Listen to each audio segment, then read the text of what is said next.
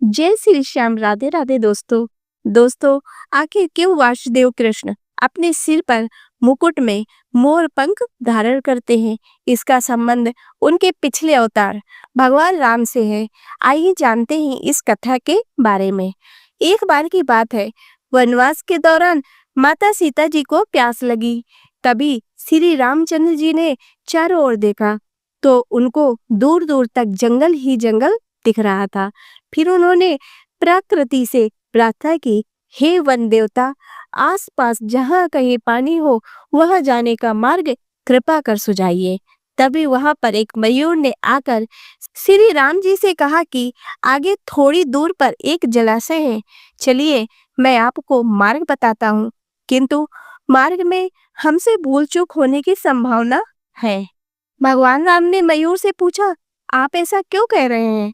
तब मयूर ने उत्तर दिया, मैं उड़ता हुआ जाऊंगा और आप चलते हुए जाएंगे, इसीलिए मार्ग में मैं अपना एक एक पंख बिखेरता हुआ जाऊंगा। उसके सहारे आप जलाशय तक पहुंच ही जाओगे। जबकि ऐसा माना जाता है कि मोर के पंख एक विशेष समय में, एक विशेष ऋतु में ही गिरते हैं। मोर यदि अपनी इच्छा विरुद्ध पंखों को बिखेरेगा तो उसकी मृत्यु हो जाएगी। भगवान को मार्ग दिखाने वाले मोर के साथ भी ऐसा हुआ। अंत में जब मयूर अपनी अंतिम सांस ले रहा था, तब उसने मन ही मन में कहा कि वह कितना भाग्यशाली है कि वे प्रभु जो जगत की प्यास बुझाते हैं, ऐसे प्रभु की प्यास बुझाने का सौभाग्य उसे प्राप्त हुआ है। मेरा जीवन धन्य हो गया, अब मेरी कोई भी इच्छा शेष नहीं रही है।